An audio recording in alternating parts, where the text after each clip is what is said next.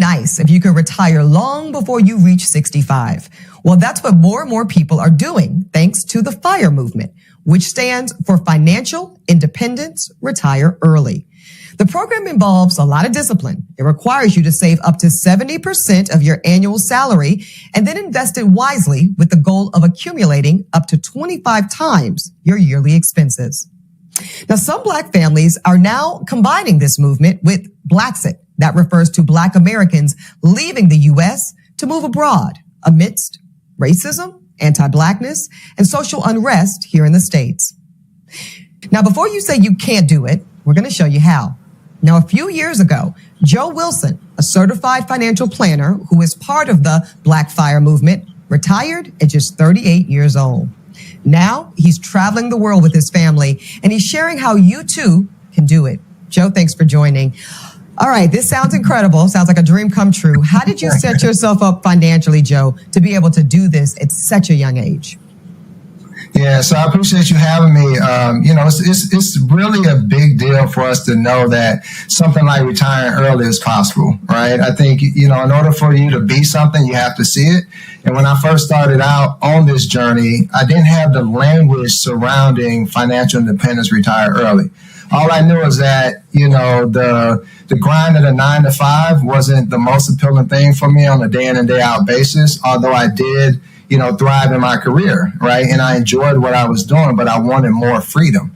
And I didn't know, what that push and pull was exactly, because on one hand, I wanted to achieve the highest of heights in my career. On the other hand, I didn't want to do anything but sit on the beach and, watch other people go to work for a change, right? So for me, it was one of those things where I kind of, once I found my tribe, and I started putting language to it, that was about 2015, right? Where I said, all right, we have a situation where, I'm seeing more and more people go towards that movement, but I'm not seeing people who look like me.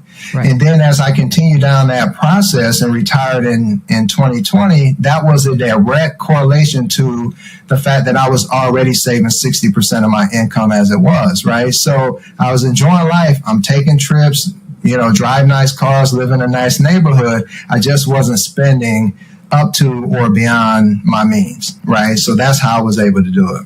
All right, Joe, now we're not trying to get in your business too much, but what was there a number? Like tell us in terms of the logistics. Did you create a number? I know you do have a background in finance as a certified financial planner. How did it work for you logistically? Yeah, I appreciate it. So a lot of people will tell you, they look 10 years out into the future and they said, this is the number that I need to have. And that number is where you take your annual expenses, you multiply it times 25. So let's say you make $40,000 a year. That would be $1 million if you multiply it times 25. So if you needed 80,000, you need twice as much, so on and so forth, right? So once you put together your budget and you come up with the number, the rest is just you putting money forward that will allow you to be able to achieve that number, right? And when I say put it forward, we're normally talking about the S&P 500 index, right? Where you're investing in 500 of the biggest companies that are in the United States so that you're spreading everything around.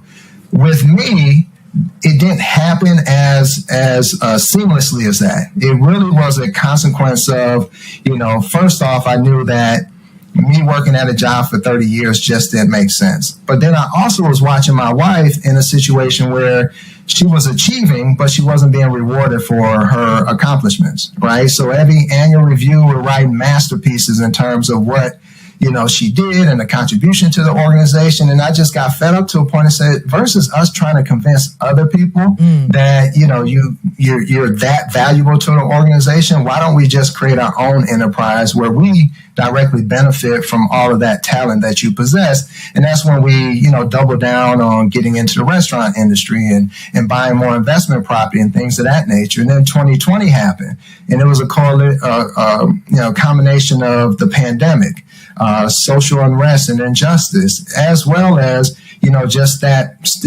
burning desire to not wanting to work my entire life, where, we sat down, we calculated that number and how much we spend times that 25 and then some we had. And we said, why put off until tomorrow what we can do today? And that's when I retired. stay with us because when you come back, I want you to tell us about this beautiful life that you and your family have created and what it's like to be Black and financially free. We'll be back. Welcome back. I'm here with certified financial planner, Joe Wilson, who managed to retire at just 38 years old. And now he's traveling the world with his family. Joe's a part of the Black Fire movement, where Black people gain financial independence, and then they leave the U.S. to get away from the anti-Blackness and social unrest here. All right, Joe, I'm going to get back in your business one more time. Right. And you mentioned your wife, your beautiful wife. Yeah. What was the initial conversation like when you approached your life partner with this radical idea to retire before 40 years old? Yeah, it was something that she, was open to. Yet at the same time, like most of us, she had been conditioned to think like, okay, here's the pathway forward. You go to college, you get a good job, you live in a good neighborhood, you pick out a school for your kids to go to, and you just ride that out until retirement. So here I am coming along saying, hey, that's all good and well, but what if we, travel the globe and homeschool or world school our kids instead of that? And to be honest, that's turning someone's world upside down, right? So, but how we were able to do it is, first off, I share with her the numbers, right? So the numbers worked, and be honest with you, that was the easy part. The other part was really talking about the logistics, right? How are we going to homeschool them, right? Because we had to settle on homeschooling being the option of choice when we hadn't even gotten to that point because our kids weren't school age, right? And then we had to talk about, well, what does it look like when we're traveling the world? How are they going to be socialized? What kind of opportunities are they going to have? Tell us a little bit about your yearly cycle. How long do you stay in a particular destination abroad? How often do you stay back here in the States? And what's that like for you guys? Yeah, so we try to, we define ourselves as travelers versus tourists, right? So we want to make sure that we immerse ourselves in a place. So we're just not trying to collect passport stamps, right? We're really trying to understand where we're going. So we try to stay there for months on end, right? So like we just came from Portugal, we stayed there for 3 months and we went to 3 different cities for a month at each time, right? So when we look at the calendars, normally the majority of the time is away, but we'll come back to the United States for a week or 2 or 3. On this case, my daughter, who we've given equal say in this process, said, she didn't want to go back out immediately, right? She wanted to be here for the holidays and spend some time with family and just really enjoy this time of year. So instead of going back out after 2 weeks, I extended it to 7 weeks, right? So that we have some time to take into account what it is that she's dealing with, right? The other thing, you bring up a really good point in terms of banishing the United States and things of that nature when it comes to Blacks. We have a long history as a people of contributing and building this country, and I'm not willing to give up on that. However, I look at it like James Baldwin. Sometimes you have to just take a breather, right? And learn and know what it feels like to not be under constant scrutiny or dealt with differently on a day in and day out basis, whether it be micro or macro aggressions, right? So for us, it's not that. However, we do want to make sure that our kids and ourselves, we get to experience something different. And then we come back home and contribute to the community. Like we're back here to early vote. That was a consideration to come back at this time of year. But then also that's why we do the financial literacy piece of it, is because we're digital. Unlike James Baldwin, he had to come back home. We can try to educate and bring others to financial freedom while we're living abroad, right? So we can give back and don't have to, stay here at the same time. And 2 final questions about money, Joe. This is really fascinating to me. I know this is something that, frankly, when this pandemic, 2020 is when I really started talking amongst my community about what would a global experience look like. So I want to ask you what you're teaching your children about money. I know they're very young, but you seem like the type, and you and your wife are already having probably some preliminary conversations. What does that sound like?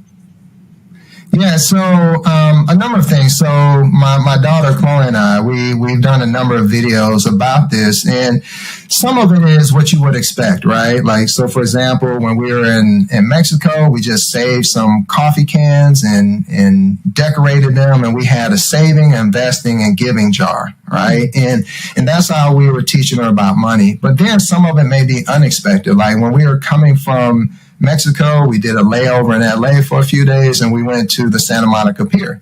And we had fun and, rode some of the rides, and she saw all of the games. But I took that as an opportunity to explain to her how people are always trying to separate you from your money, and it's your job to figure out how.